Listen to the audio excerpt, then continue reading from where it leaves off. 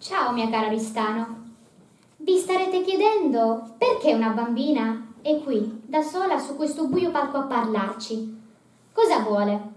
Probabilmente vorrà farci ridere. In fondo si sa che noi bambini serviamo solo a farvi ridere o provare quel piccolo momento di tenerezza che forse nasconde un sottile senso di nostalgia. Ma questa volta penso che dovrò deludervi. Io sono Eleonora di Serra Abbas, figlia di Mariano, quarto del suo nome a governare questa terra benedetta da Dio.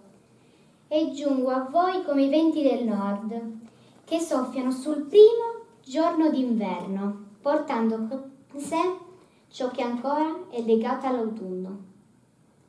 Ho vissuto i miei primi anni della mia vita qui, camminando tra le campagne del Campidano, sentendo il profumo dei querceti in fiore, là tra i monti di Burgos, calpestando la sabbia bianca del nostro ovest e bagnando le mani nel mare azzurro, come gli zaffiri del mare d'Aragona. Mio padre ci ha sempre tenuto che noi, suoi figli, conoscessimo la terra su cui regnavamo, sia che fossero le sue città, che i suoi alberi, sia che fossero le alte torri che facevano da guardia, sia che fossero le torri antiche come Omero stesso.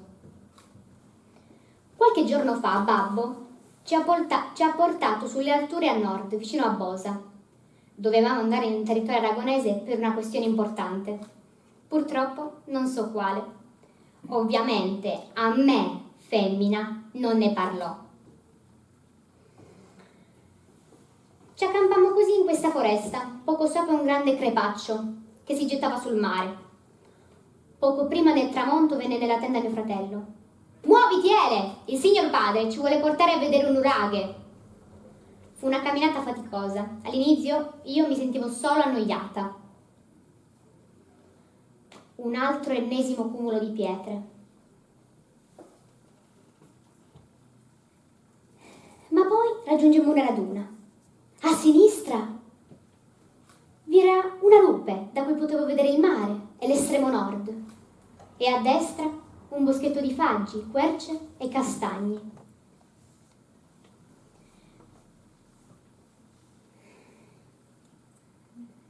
Ma poi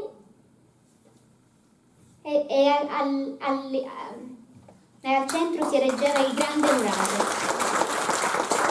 Aveva 4 torri, una pianta quadrata, e al centro si innalzava la grande torre, purtroppo crollata. Babbo ci fece entrare dentro e ci disse che al tramonto, alla luce del sole, sarebbe entrata dall'entrata sopra il buco sopra l'entrata e avrebbe mostrato nella sala centrale l'immagine di un toro. Mia sorella disse che lei non ce la vedeva e che le zanzare la stavano pungendo e quel posto puzzava di capri e cavalli. Io, invece, dopo un po' sono riuscita a intravederla, là, sulla terra. Quel simbolo che i nostri antenati hanno lasciato per dirci qualcosa. Ma mentre osservavo quella luce, un luccichio mi ha accecata. Era qualcosa sottoterra. Signor padre, qualcosa luccica sottoterra. Mio fratello subito si fiondò a terra per scavare e tirare fuori il cimelio. Che sia un medaglione romano, forse dei tempi d'Augusto, continuava a dire mentre scavava. Dalla terra portò alla luce una statuetta di bronzo, molto strana. Aveva le corna lunghe e gli occhi tondi tondi, con uno scudo e una spada appoggiata sulla spalla. Mio padre prese mio fratello e gli disse di tenerla sempre con lui, che era un segno di Dio e gli avrebbe portato fortuna facendolo diventare un grande guerriero. Lo sguardo di mio padre era così fiero e felice del suo primogenito, del maschio che avrebbe portato avanti la sua dinastia, là dove gli antichi raggiungono il presente. Usciti da lì, ci sbrigammo a tornare per arrivare al campo prima della notte. Al campo c'era un mucchio di legna per il falò, Mio fratello subito prese un bastone e lo fece rotere come se fosse una spada. Inchinatevi davanti al grande Orlando, il paladino invincibile. Come potevo resistere? Voi avreste resistito? Penso proprio di no. E allora presi anch'io un bastone e mi posi dinanzi a lui. E io sono la regina delle Amazzoni, ti sconfiggerò, paladino di Francia. Ma al primo rintocchio di legna, mia madre venne a sgridarmi. Pensai, ora potremmo farci male, dirà. No, mi disse, Eleonora, basta, queste non sono cose da donne.